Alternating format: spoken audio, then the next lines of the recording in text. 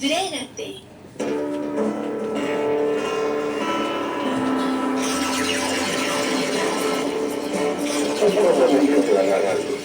En Radio Sol 106.3 FM.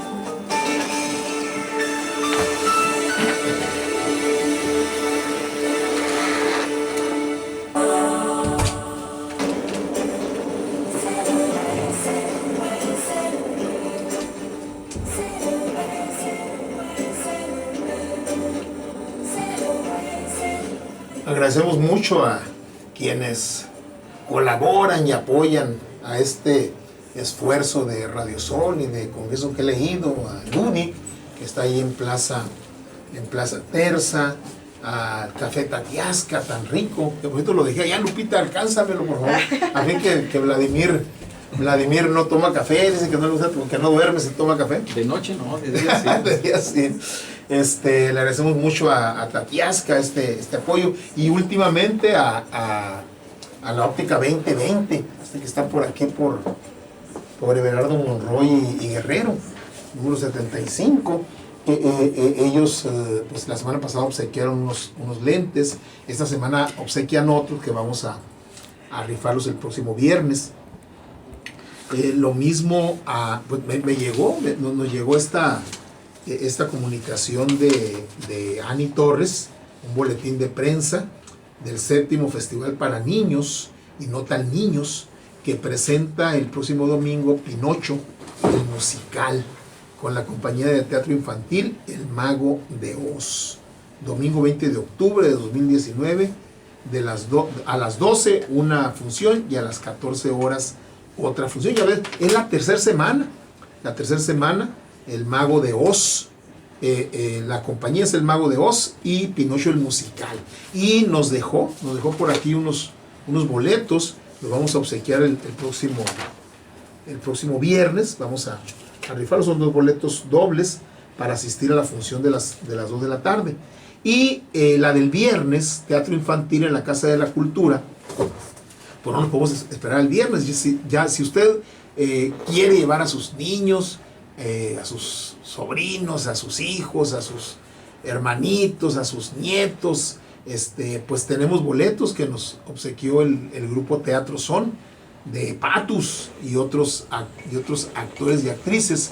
Si llama usted al 6623-126073, le obsequiamos pases dobles para que pueda ir a atender, a disfrutar esta obra infantil, esta obra de teatro infantil, que lo disfrutan los niños y también los adultos. Realmente es un trabajo muy, muy profesional que hace tanto esa compañía de Teatro Son como la que hace la compañía Mago de Oz y las demás compañías que se han estado presentando en el 7º festival. 7º Festival para Niños y No Tan Niños, que va por la tercera semana.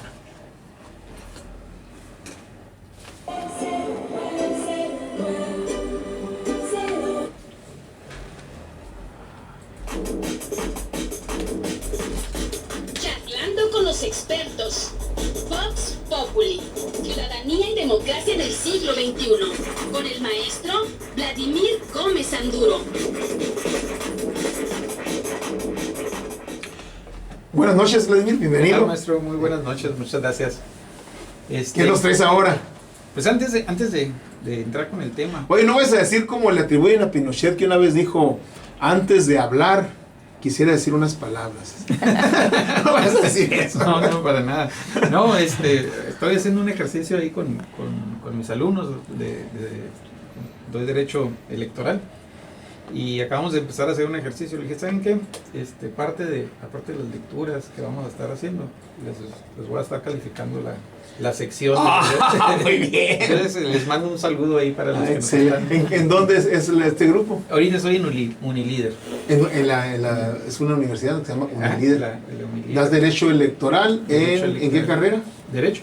En la carrera de Derecho. Para los abogados, así es. Fíjate que, ¿cuántos años hará? No hace mucho que hay derecho electoral. No, efectivamente. De hecho, el derecho electoral se estudia de manera muy reciente. ¿Por qué? Porque pues antes no existía como materia, no existían tribunales especializados, no había digamos leyes especializadas, era una mezcolanza de muchas cosas. Finalmente ya tienen sus tribunales, ya tienen sus propias leyes, sus propios procedimientos, y entonces existe la necesidad de estudiar un derecho específico, ¿no? Que es reciente, efectivamente, incorporar la materia derecho electoral, ¿sí? En los planes de estudio. Sí. Incluso fíjate, ya ves que la reforma constitucional de 2008, que cambió el sistema al sistema oral. Así es, la reforma en materia penal. La reforma, exactamente, en materia penal. Y bueno, ya está incorporado a otros.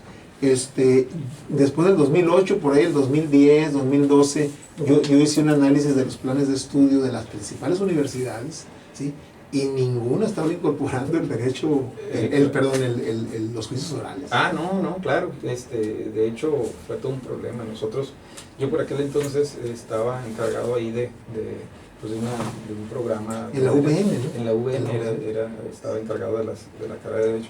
Y fuimos, al menos aquí a nivel estatal, los primeros que metimos el tema de los... ¿De qué año estarías hablando ahí? En el 2010. 2 años después de... 2 años pues muy bien, porque ni la UNAM tenía. No, ni la UNAM.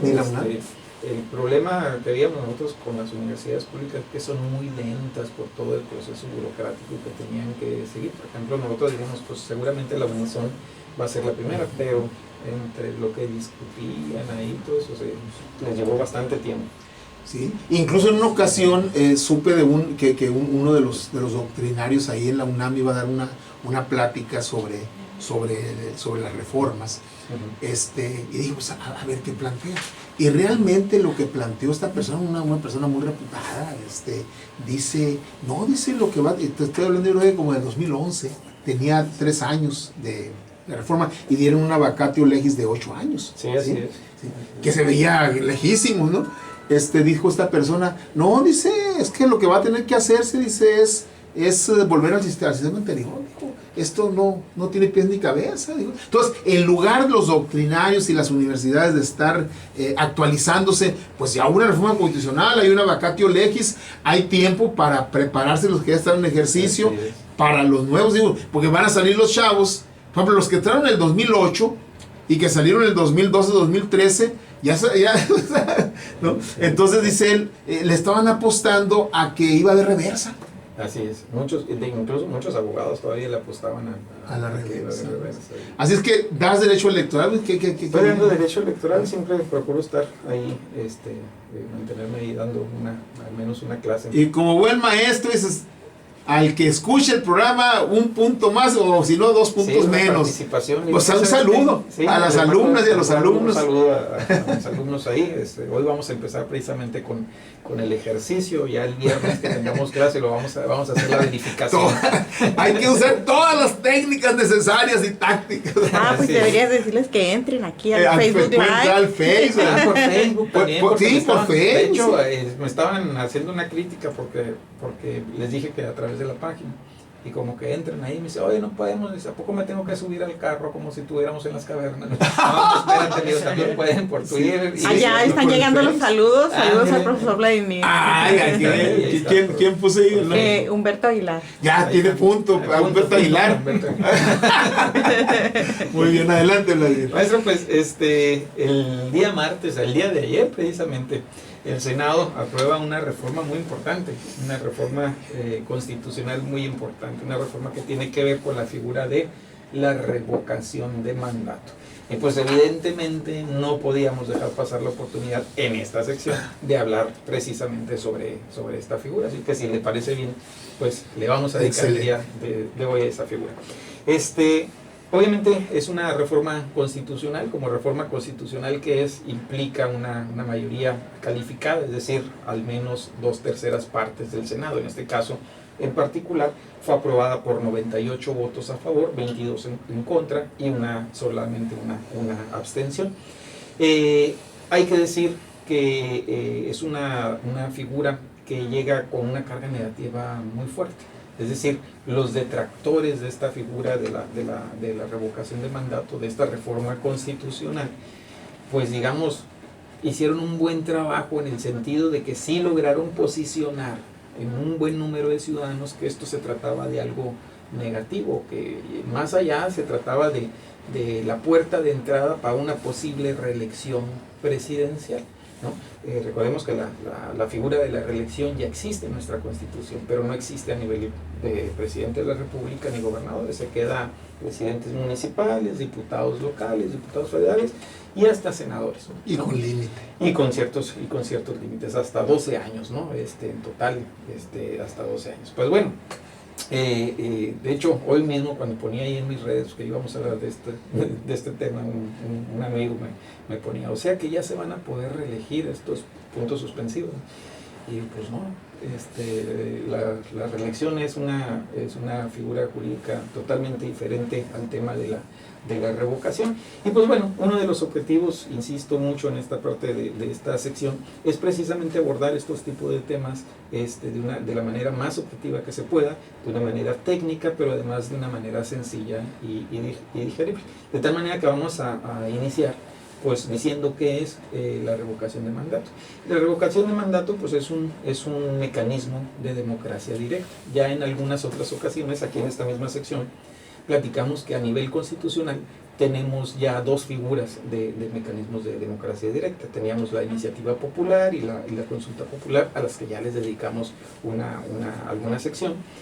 Y pues bueno, con esta vendría siendo, de concretarse, vendría siendo el tercer mecanismo de democracia directa. ¿En qué consiste la revocación de mandato? Consiste en la posibilidad que tiene el ciudadano de retirarle la confianza a un funcionario que fue electo para determinado periodo antes de que concluya este periodo. Es decir, si en nuestro país nuestro presidente de la República, nuestros gobernadores duran 6 años, bueno, con esta figura de la revocación de mandato, no tendremos que esperar 6 años a que concluya su periodo para que esta persona deje su encargo. Si un determinado número de ciudadanos, y ahorita vamos a ver las reglas, determinan que ya ese gobierno no puede seguir, a la mitad de su periodo se le puede pedir que se retire. Evidentemente no es un invento mexicano, no es algo que sea exclusivo de nuestro sistema democrático, es algo que existe en muchos países del mundo. Creo que el antecedente más antiguo es Suiza, por allá en 1843, pero hay una gran variedad en cuanto al nivel en el que se puede dar la revocación del mandato, si es a nivel subnacional, si es a nivel nacional, las reglas de cuántos lo tienen que pedir, cuántos es la votación que se requiere para que sea obligatorio, etcétera. Pero por citar nada más algunos datos, en Argentina existe a nivel subnacional desde 1933, Bolivia desde el 2009, Venezuela desde 1999, Perú desde 1993, pero a nivel Latinoamérica solamente hay 3 países que cuentan con la revocación de mandato a nivel nacional. Es decir, que tienen la posibilidad de decirle a su presidente, ¿sabes qué? Hasta aquí llegas. Son Ecuador, Bolivia y Venezuela. México, de concretarse, sería el 4.º país que le puede decir a su presidente a la mitad de su periodo, hasta aquí llegas. Lo interesante de este proceso, maestro, de aprobación, es la mecánica en que se da. Recordemos que esta fue una promesa del actual presidente de la República cuando era aún candidato, y que él dijo: a la mitad de mi periodo yo voy a someterme al escrutinio de los ciudadanos y ellos me van a decir si quieren que me quede o si quieren que me vaya. Bueno, pues eso se convirtió en una iniciativa de reforma constitucional que fue aprobada hace 7 meses. Hace 7 meses en la Cámara de Diputados, concretamente el 14 de marzo, también por una mayoría calificada, 366 votos a favor, 127 votos en contra. ¿Cuál es el detalle interesante de esto? Que el partido gobernante, el partido Morena, en la Cámara de Diputados sí tiene la mayoría necesaria para hacer una reforma constitucional con sus aliados, pero en el Senado no. en el Senado no le alcanzaban los números para aprobar esta reforma, porque, insisto, se trata de una reforma constitucional que tiene candados especiales. ¿Qué provoca esto? Que las fuerzas políticas que existen en el Senado se tuvieran que sentar a negociar. Y entonces la reforma que viaja de la Cámara de Diputados a la Cámara de Senadores sufre modificaciones muy importantes, es decir, se cambia aproximadamente un 80% de la propuesta original a la que finalmente aprueba el Senado. Rápidamente trato los puntos de lo que se trata. Originalmente la propuesta decía que podía ser convocada por el Congreso de la Unión a petición del presidente de la República o por el 33% de alguna de las cámaras.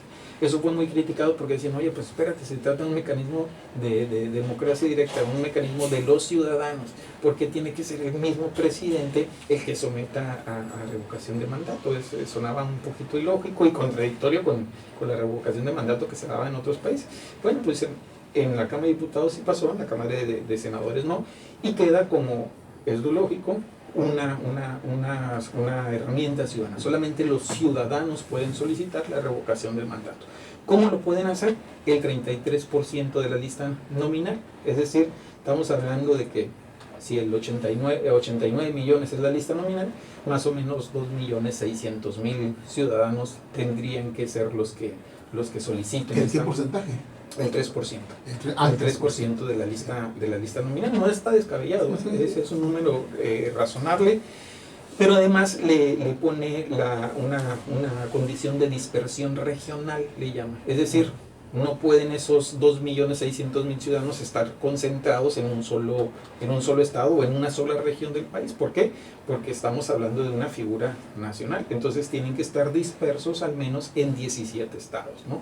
Entonces también eso es algo muy positivo que se reproduce en otro tipo de figuras similares a esta.